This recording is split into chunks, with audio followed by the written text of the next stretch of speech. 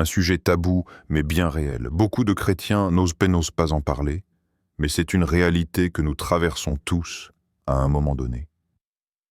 Tu aimes Dieu, tu veux lui plaire, tu veux marcher dans la pureté, et pourtant, il y a des jours où ton corps brûle de désir.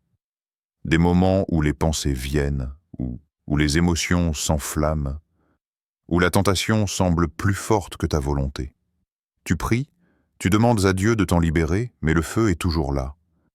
Et tu te demandes, Seigneur, que faire de ce feu qui m'habite?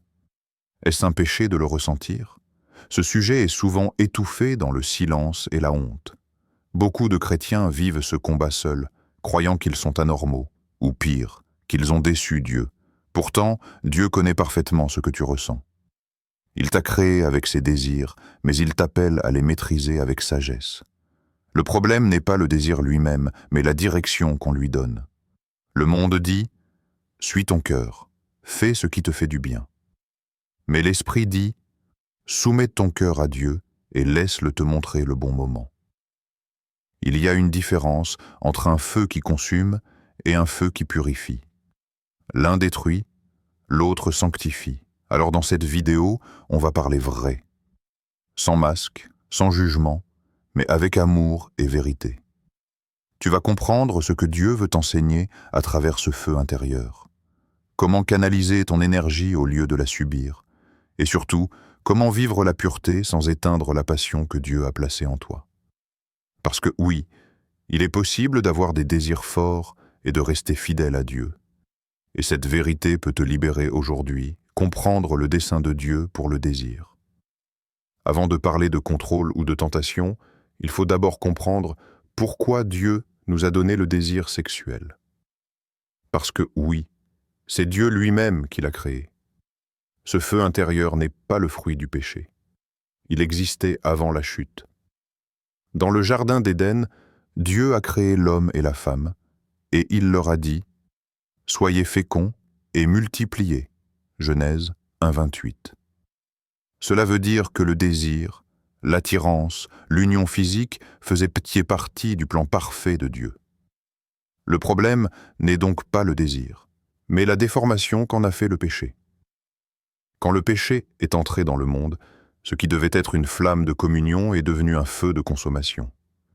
Ce qui devait unir deux âmes dans l'alliance du mariage est devenu une source de tentation, de culpabilité et de confusion. Le diable a pris ce que Dieu avait conçu comme un lien sacré et l'a transformé en piège pour éloigner l'homme de la présence de Dieu. Voilà pourquoi le monde banalise ce qui est saint et diabolise ce qui est pur. La Bible dit dans 1 Corinthiens 6, 19-20. Ne savez-vous pas que votre corps est le temple du Saint-Esprit? Vous ne vous appartenez point à vous-même, car vous avez été rachetés à un grand prix. Glorifiez donc Dieu dans votre corps et dans votre esprit, qui appartiennent à Dieu. Ce passage nous rappelle que ton corps n'est pas ton ennemi. C'est une habitation divine. Dieu t'a confié ton corps comme un temple à garder, pas comme une prison à détester. Le problème n'est pas ton feu, c'est l'usage que tu en fais. Ce feu, placé entre les bonnes mains et au bon moment, devient une bénédiction. Le désir sexuel est comme un feu dans une cheminée. Lorsqu'il reste dans les limites du mariage, il réchauffe, unit, fortifie. Mais s'il sort de son cadre, il brûle tout sur son passage. Dieu ne t'appelle donc pas à éteindre le feu, mais à le canaliser. Il veut t'apprendre à garder la maîtrise, à respecter les temps et les saisons. Souvent, nous prions pour que Dieu enlève notre désir, mais Dieu ne veut pas l'enlever. Il veut le purifier. Il veut que tu apprennes à vivre avec sans être dominé par lui. C'est une école de discipline spirituelle, un apprentissage de la maîtrise de soi, un fruit de l'esprit. Galates 5, 22-23. Le Saint-Esprit ne vient pas pour supprimer ta nature humaine, mais pour la gouverner. Le monde t'enseigne à céder, Dieu t'enseigne à régner, et c'est là toute la différence. Quand tu comprends que ton corps appartient à Dieu, que ton désir est une force donnée par lui, tu cesses de te battre contre toi-même. Tu apprends à marcher dans la sagesse. Ce feu n'est pas là pour te détruire. Il est là pour t'enseigner la maîtrise, la patience et l'amour véritable. Les réalités du combat intérieur. Avoir des désirs ne fait pas de toi un mauvais chrétien. Cela fait de toi un être humain en chemin vers la maturité spirituelle. Le feu du désir fait partie de cette humanité que Dieu a créée. Mais depuis la chute, ce feu est devenu instable, difficile à maîtriser. Et c'est ici que commence le véritable combat, celui entre la chair et l'esprit. La Bible dit dans Galates 5:17, « Car la chair a des désirs contraires à ceux de l'esprit, et l'esprit en a de contraires à ceux de la chair. Ils sont opposés entre eux, afin que vous ne fassiez pas ce que vous voudriez. » Autrement dit, il y a une tension constante à l'intérieur de toi. Une partie de toi veut plaire à Dieu, garder la pureté, attendre le bon moment. Mais une autre partie veut céder à ce qui apporte un plaisir immédiat. Et ce tiraillement peut être épuisant, surtout quand tu cherches sincèrement à faire la volonté de Dieu. Tu peux aimer Dieu profondément et pourtant sentir ce feu brûler fort dans ton cœur et ton corps. Tu peux prier, jeûner, lire la parole, et malgré tout, ressentir la tentation. Ce n'est pas un signe d'échec spirituel, c'est un signe de vie. Le diable n'attaque pas ce qui est mort, il attaque ce qui a de la valeur. Si tu es dans ce combat, c'est parce qu'il y a une gloire en toi que l'ennemi veut salir. Mais il faut comprendre quelque chose. Le feu n'est pas ton ennemi, c'est ton test. Tant que tu cherches à le fuir, il te poursuivra.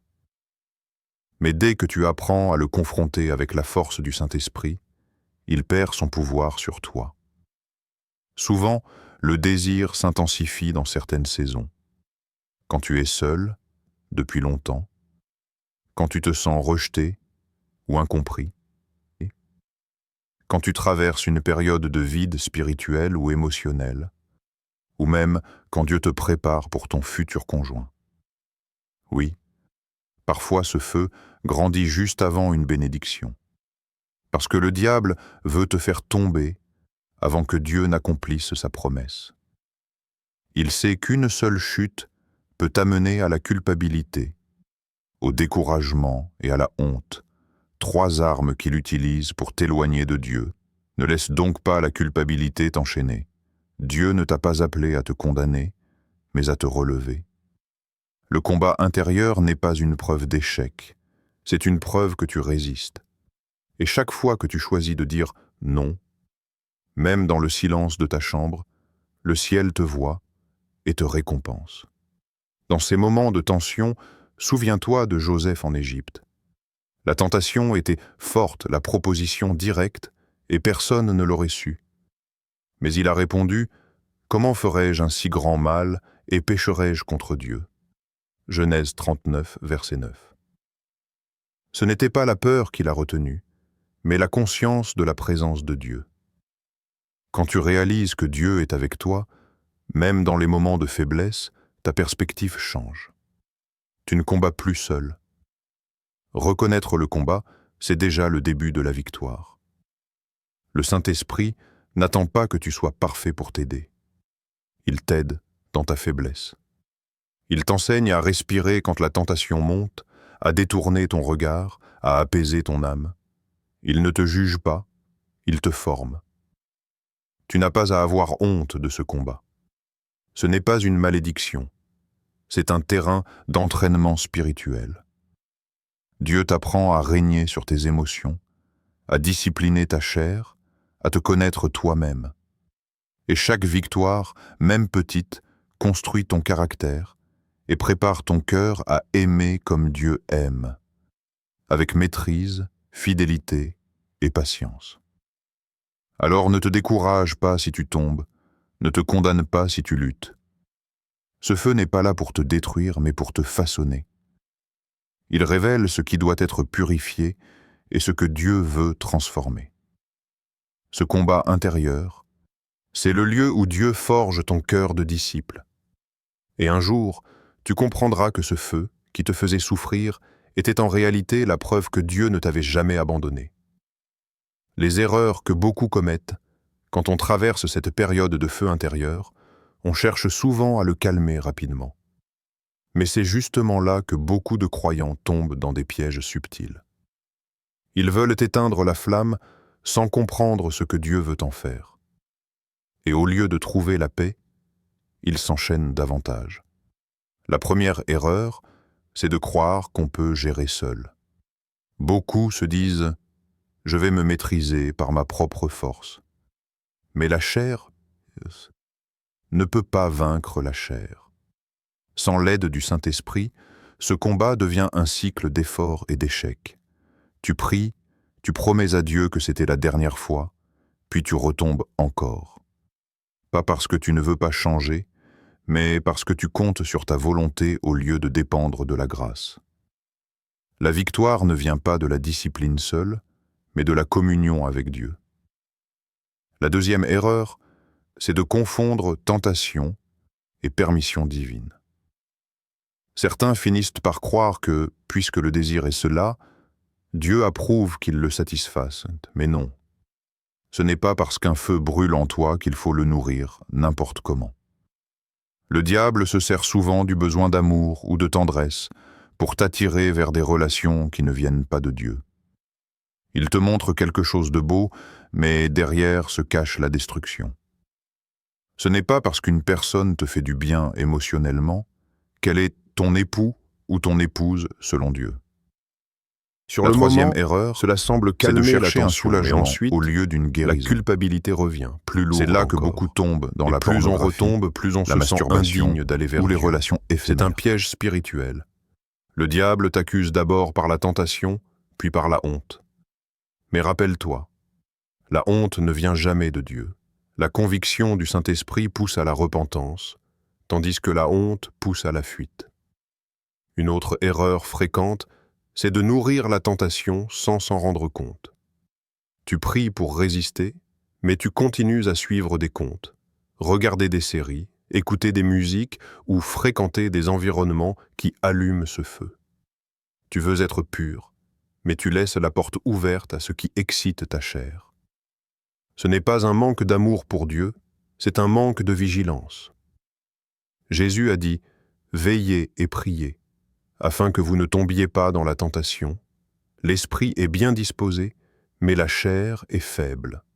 Matthieu 26, 40 et 1. Veiller, c'est aussi savoir dire non à ce qui éveille la faiblesse. Enfin, une erreur silencieuse mais dangereuse. Se condamner soi-même. Beaucoup pensent que Dieu les rejette parce qu'ils ont échoué. Mais Dieu n'est pas surpris par ta lutte. Il sait tout de toi, même tes combats les plus cachés, et pourtant, il t'aime. L'ennemi veut que tu te caches comme Adam après la chute. Mais Dieu, lui, te cherche dans le jardin de ton cœur et te dit encore « Où es-tu » Pas pour te punir, mais pour te restaurer. Ne tombe pas dans ses pièges. Reconnais-les, expose-les à Dieu et laisse-le t'apprendre à marcher dans la lumière. Le Saint-Esprit ne vient pas te condamner. Il vient te guider vers la liberté. Tu n'es pas le seul à lutter et tu n'es certainement pas perdu. Le plus grand mensonge du diable, c'est de te faire croire que ta faiblesse t'exclut de la grâce. Mais en réalité, c'est dans ta faiblesse que la puissance de Dieu se manifeste le plus. Les clés spirituelles pour maîtriser le feu du désir. Le feu du désir est puissant, mais il n'est pas invincible.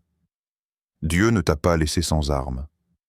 Il t'a donné des clés spirituelles capables de calmer la tempête intérieure, d'apaiser ton âme et de fortifier ton esprit. Ces clés ne servent pas seulement à résister, mais à transformer ce feu en énergie spirituelle. La première clé, c'est la prière sincère. Pas une prière religieuse, mais une conversation honnête avec Dieu. Dis-lui ce que tu ressens, sans masque ni peur. Dieu n'a pas honte de ton feu. Il veut t'aider à le comprendre. Quand tu exposes ta faiblesse dans la prière, tu invites la puissance de Dieu à entrer là où la chair voulait dominer. Philippiens 4, 6 à 7 dit « Ne vous inquiétez de rien, mais en toute chose, faites connaître vos besoins à Dieu par des prières et des supplications, avec des actions de grâce. Et la paix de Dieu gardera vos cœurs et vos pensées en Jésus-Christ. La paix de Dieu agit comme un calmant divin. Elle refroidit les pensées brûlantes et recentre ton cœur sur sa présence. La deuxième clé, c'est le jeûne. Le jeûne n'est pas seulement une privation de nourriture, c'est un acte de soumission. Il aide à faire taire la voix de la chair pour amplifier celle de l'esprit. Quand tu jeûnes, tu apprends à dire non à toi-même, et ce réflexe spirituel se prolonge dans toutes les sphères de ta vie. Si tu arrives à dire non à ton appétit, tu apprendras à dire non à tes impulsions. Le jeûne discipline ton âme et renforce ton autorité intérieure. La troisième clé, c'est la parole de Dieu. Le psalmiste dit « Comment le jeune homme rendra-t-il pur son sentier ?» En se dirigeant d'après ta parole. Psaume 119, verset 9. La parole de Dieu n'est pas une simple lecture, c'est une arme. Quand la tentation se présente, elle te donne une vérité plus forte que le mensonge du plaisir instantané. Jésus lui-même a vaincu la tentation dans le désert par la parole, pas par la volonté. Lis, médite, déclare les versets qui nourrissent ton esprit et coupe le flux de pensées impures. Chaque fois que tu remplaces une pensée charnelle par une vérité biblique, tu avances vers la victoire. La quatrième clé, c'est la confession et la redevabilité. Ne combats pas dans le secret. L'ennemi prospère dans le silence. Trouve une personne de confiance, un frère ou une sœur spirituelle, mûre, à qui tu peux confier ton combat. Jacques 5,16 dit « Confessez donc vos fautes les uns aux autres et priez les uns pour les autres afin que vous soyez guéris. » La guérison commence quand tu sors de l'ombre. La honte perd son pouvoir dès que tu exposes ta lutte à la lumière de la vérité. Dieu ne te demande pas d'être parfait avant de parler, il te demande simplement d'être vrai. La cinquième clé, c'est la sanctification par la présence de Dieu. Plus tu passes du temps dans sa présence, moins la chair a de place pour dominer. Le feu du désir ne s'éteint pas par la volonté, mais par la transformation du cœur. Quand ton cœur est rempli de la présence de Dieu, il n'y a plus de Le vide à Saint-Esprit combler. Devient ton réconfort, ton apaisement, ta paix. Passe du temps dans l'adoration, même quand tu ne ressens rien. C'est là que Dieu travaille en profondeur. Enfin, la sixième clé, c'est le renouvellement de ton environnement. Tu ne peux pas prier pour la pureté tout en restant entouré de ce qui t'alimente dans le péché. Change ton atmosphère. Ce que tu regardes, écoutes, consommes et fréquentes. Chaque porte ouverte dans ton quotidien est une voie que le feu peut emprunter. Sois sage dans tes choix et tu verras ton esprit s'alléger. Ces clés ne sont pas des règles à suivre, mais des chemins à vivre. Dieu veut te rendre libre, pas parfait du jour au lendemain. Chaque jour où tu choisis la prière, la parole, la discipline, tu affaiblis un peu plus la chair et tu fortifies l'esprit. Et souviens-toi, Dieu ne cherche pas la perfection. Il cherche la progression. Chaque non à la tentation est une victoire dans le monde spirituel. Le feu du désir peut te consumer ou te consacrer. Tout dépend de la main qui le tient. Si tu le remets à Dieu, il en fera une flamme pure qui brûlera pour sa gloire. Comment canaliser le désir en énergie spirituelle? Dieu ne t'a pas donné ce feu pour que tu le subisses, mais pour que tu l'orientes. Le désir est une énergie, une force créatrice. Le problème, c'est que beaucoup la gaspillent dans la culpabilité, la frustration ou le péché, alors que Dieu veut l'utiliser pour les élever. Quand tu apprends à canaliser ce feu, il devient ton carburant spirituel. Souviens-toi, le désir n'est pas seulement charnel, il est aussi spirituel. Ce que tu ressens dans ton corps est, c'est souvent le reflet d'un besoin plus profond, le besoin d'amour, d'intimité, de connexion, de reconnaissance. Ces besoins sont légitimes, mais ils doivent être comblés par Dieu avant d'être partagés avec quelqu'un d'autre. Si ton cœur est vide, ton feu te poussera à chercher ce que seul Dieu peut te donner. Mais quand ton cœur est rempli de sa présence, ce même feu devient une passion pour le servir, le prier, le connaître davantage. Regarde Joseph. Il aurait pu céder à la femme de Potiphar, mais il a préféré transformer cette énergie en fidélité. Paul aussi vivait dans le célibat, mais il utilisait sa passion pour prêcher l'Évangile avec puissance. David, malgré ses erreurs, a appris à diriger son feu vers l'adoration. Tous avaient un feu en eux, mais la différence résidait dans la direction donnée à ce feu. Le feu mal dirigé te consume. Le feu bien dirigé te construit. Quand tu ressens ce feu monter, ne cherche pas seulement à le calmer. Cherche à le canaliser. Transforme cette énergie en adoration. Chante, prie, écris, crée, corps. Le feu qui te pousse à chercher une étreinte humaine peut devenir le feu qui te pousse à chercher la présence de Dieu. Et c'est souvent dans ces moments d'intensité que naissent les plus belles prières, les plus profonds chants, les plus puissantes révélations. Ne dis pas « Seigneur, enlève ce feu ». Dis plutôt « Seigneur, enseigne-moi à l'utiliser pour toi ». Dieu ne veut pas éteindre ta passion. Il veut la purifier et la rediriger. Il veut que tu sois un homme ou une femme de feu, mais un feu sain, contrôlé, productif. Il veut que ton énergie serve ton appel, pas ta chute. Quand tu sens la tentation venir, respire, prie et redirige ton attention. Va faire du sport, lis la parole, aide quelqu'un, occupe-toi avec des choses qui élèvent ton âme. Le diable cherche les cœurs oisifs, ceux qui n'ont pas de but. Mais un cœur occupé à servir Dieu devient un feu qui éclaire, pas un feu qui brûle. N'oublie pas. Ce feu que tu ressens est aussi un signe que tu es vivant spirituellement. Les morts ne brûlent pas. Si tu ressens ce feu, c'est parce que ton cœur est encore sensible, encore en transformation. Dieu ne veut pas que tu le rejettes, mais que tu apprennes à le sanctifier.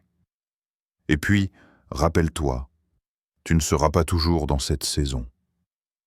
Le feu que tu ressens aujourd'hui, Dieu l'utilise pour t'apprendre la maîtrise, afin que, demain, tu saches aimer avec pureté. La même passion que tu ressens maintenant deviendra la tendresse, la fidélité et la profondeur qui béniront ton mariage futur. Le feu sexuel est une force vitale. Si tu l'enfermes, il t'étouffe. Si tu le laisses te diriger, il te perd. Mais si tu l'offres à Dieu, il devient un instrument d'adoration. Tu n'as pas à être éteint pour être pur. Tu dois être dirigé. Alors, au lieu de fuir ce feu, apprends à le discipliner. Laisse Dieu en être le gardien, et tu verras qu'un jour, ce feu que tu croyais incontrôlable deviendra une lumière qui éclaire les autres, une preuve que Dieu peut transformer la passion humaine en puissance divine. Préparer ton cœur pour ton futur conjoint, Dieu ne t'a pas oublié. Si tu traverses cette saison de feu, de solitude et de tentation, ce n'est pas pour te punir, mais pour te préparer.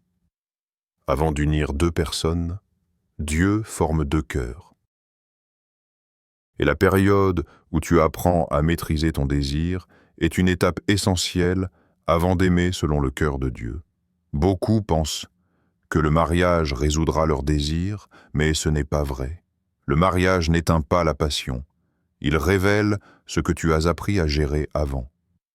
Si tu n'apprends pas à te maîtriser seul, tu lutteras même dans l'alliance. Dieu te forme maintenant pour que tu sois capable d'aimer ton futur époux ou ton épouse avec maturité, fidélité et patience. Le feu que tu ressens aujourd'hui t'enseigne la discipline qui gardera ton couple demain. Dans le célibat, Dieu travaille ton caractère. Il t'apprend à être stable émotionnellement, à ne pas dépendre d'une présence humaine pour te sentir complet. Il t'apprend à aimer spirituellement avant d'aimer physiquement. Parce que l'amour, selon Dieu, n'est pas une émotion, c'est un engagement. C'est savoir dire non à toi-même pour dire oui à ton alliance. Si tu es dans l'attente, ne la vois pas comme un désert, mais comme une salle d'entraînement. Dieu te montre comment prier pour ton futur conjoint, comment le bénir avant même de le rencontrer. Tu n'attends pas passivement, tu te prépares activement. Et pendant que tu es fidèle dans ta saison actuelle, Dieu travaille aussi dans le cœur de la personne qu'il t'a destinée. L'ennemi essaiera toujours de t'attirer vers des substituts, des relations temporaires, des attirances fortes mais spirituellement vides. Il sait que si tu fais un mauvais choix par impatience, tu risques de retarder le plan de Dieu. C'est pourquoi la maîtrise du feu aujourd'hui est une protection pour ton avenir. Le célibat n'est pas une punition, c'est une fondation. Dieu construit ton cœur pierre après pierre pour qu'il soit capable de porter une relation solide centrée sur lui. Alors, au lieu de demander « Seigneur, quand ?» demande « Seigneur, que veux-tu encore travailler en moi avant ?» Parfois, Dieu retarde la promesse, non pas parce qu'il ne veut pas te bénir, mais parce qu'il veut te rendre prêt à la porter. Un mariage divin n'est pas une récompense pour la patience. C'est une mission confiée à deux cœurs guéris et disciplinés. Et rappelle-toi ceci. La pureté que tu cultives maintenant sera une couronne que ton futur conjoint honorera. Ce n'est pas un sacrifice perdu, c'est un investissement dans ton futur. La maîtrise de toi-même aujourd'hui devient la sécurité et la paix de ton foyer demain. Ne laisse donc pas le feu du désir te détourner de la préparation. Laisse-le t'affiner. Dieu t'équipe pour aimer comme lui aime, avec vérité, douceur et maîtrise. Ce que tu ressens aujourd'hui est un signe que ton cœur est en cours de transformation. Et quand viendra le moment, tu seras prêt non seulement à aimer, mais à aimer saintement, sans peur, sans honte, sans confusion. Le feu du célibat n'est pas là pour te consumer, mais pour te purifier. Et le jour où Dieu t'unira à ton partenaire selon sa volonté, tu comprendras pourquoi il t'a fait passer par cette saison. Tu verras que rien n'était perdu, rien n'était inutile. Tout servait à bâtir en toi un cœur à la hauteur de l'amour divin, vérité libératrice. Si tu luttes avec le désir, ne te condamne pas. Tu n'es pas faible, tu es humain. Même les plus grands serviteurs de Dieu ont connu des combats intérieurs. La différence, c'est qu'ils ont choisi de ne pas abandonner. Dieu ne te rejette pas parce que tu ressens. Il t'appelle à le laisser transformer ce que tu ressens. La honte ne vient pas de Dieu. Elle vient du diable, qui veut que tu crois que tu es impur, que tu n'es plus digne. Mais Jésus t'a déjà purifié. Ce que tu combats ne te définit pas, c'est ta réaction face à ce combat qui révèle ta foi. Chaque fois que tu choisis de résister, de prier au lieu de céder, de te relever après une chute, le ciel te regarde avec amour et fierté. Dieu voit ton effort, même quand personne d'autre ne le voit. Il voit tes larmes, ton désir d'être fidèle, ton cœur qui lutte pour lui. Et il te dit aujourd'hui, « Ma grâce te suffit ». Tu n'as pas besoin d'être parfait, tu as besoin d'être persévérant. Dieu préfère un cœur vrai qu'un cœur sans faute. Continue à marcher, même si c'est lentement. Continue à prier, même si tu tombes parfois. Continue à croire que Dieu peut te rendre fort là où tu te sens le plus fragile. Le désir que tu ressens n'est pas un obstacle à ton appel. C'est une opportunité pour expérimenter la puissance de la grâce. Dieu veut te montrer que même au milieu de la tentation, sa présence est plus forte. Tu n'es pas seul dans ce combat. Des milliers de croyants traversent le même feu et Dieu les fortifie jour après jour, comme il le fait avec toi. Alors, relève la tête. Ton feu ne te disqualifie pas. Il te prépare. Ton histoire ne s'arrête pas à ta faiblesse, elle commence à ta restauration. Le Dieu qui a calmé la tempête peut aussi apaiser les tempêtes dans ton cœur. Et un jour, tu témoigneras pour aider d'autres à comprendre que la pureté n'est pas une perfection sans faute, mais une fidélité malgré les combats. Reste proche de Dieu, marche dans la vérité et souviens-toi. Ton désir n'est pas ta fin. C'est le lieu où Dieu commence ton affermissement. Le désir n'est pas ton ennemi. C'est une force que Dieu veut sanctifier. Ne fuis pas ce que tu ressens, mais apprends à l'offrir à celui qui t'a créé avec ce feu. Cette saison de lutte n'est pas une malédiction, c'est une école spirituelle. Dieu t'y apprend la maîtrise, la patience et l'amour véritable. Souviens-toi, tu n'es pas seul dans ce combat. Ce feu en toi peut devenir une lumière si tu le remets entre les mains de Dieu. Continue de prier, de grandir, de croire. Le Seigneur est assez fidèle pour te garder, te purifier et te conduire vers la promesse. Ce que tu ressens aujourd'hui sera demain ton témoignage. Et un jour, tu comprendras que même dans ton combat, Dieu écrivait une histoire de victoire.